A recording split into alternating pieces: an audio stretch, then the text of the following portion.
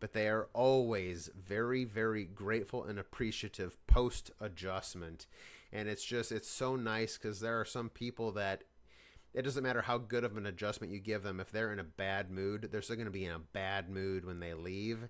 And the animals just want to get better, and they're just happy and appreciative. And that's what I love the most about what I do is with the animals. They're always happy, and there's nothing I ever have to do to convince them that what I'm doing is going to help. If it's a chiropractic problem, I'm going to help. Okay. Oh, the weirdest request I've ever gotten for a house call. Let's see. I had one client call me, or a potential client call me one time and say, my dog dislocated their back. Can you come and help them? And I said, I'm very sorry. If you said your dog dislocated their back, I am the last person you need to call. You need to call your veterinarian and get that checked out with them, because while I help subluxations in the back, a dislocation is not at all where I live.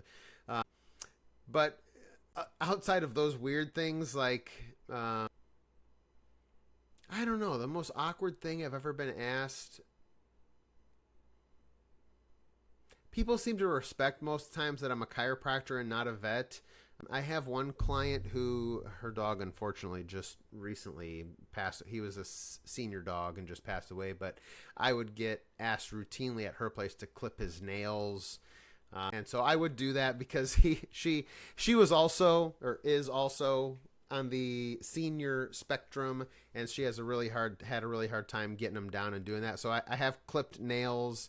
I've never been asked to like do anything super crazy. Like, I've never been asked like to take a dog's temperature, which they usually do that rectally. So I've never been asked to do that. But there are some times that people forget that I'm a chiropractor and not a veterinarian as well. So I always try to stay respectful in that. And, you know, this is an area that's outside of what I do. You need to go back to your vet and to ask them these questions. But I guess, yeah, the most awkward thing routinely is, can you clip my dog's nails? And I'm like, I'm not a groomer, but yes, I'll do it. I'm here. Yeah. Unfortunately, the last time I clipped his nails, I did quick him on one of his feet. I was clipping, I got through the third foot and went to the fourth one. I'm like, what is this? Are you bleeding? How are you bleeding? Because his nails were clear, so I thought I was for sure away from everything. And sure enough, I quicked him on one of his nails. But his nails were exceptionally long, so his quicks were long as well. So, but yeah. Cool beans.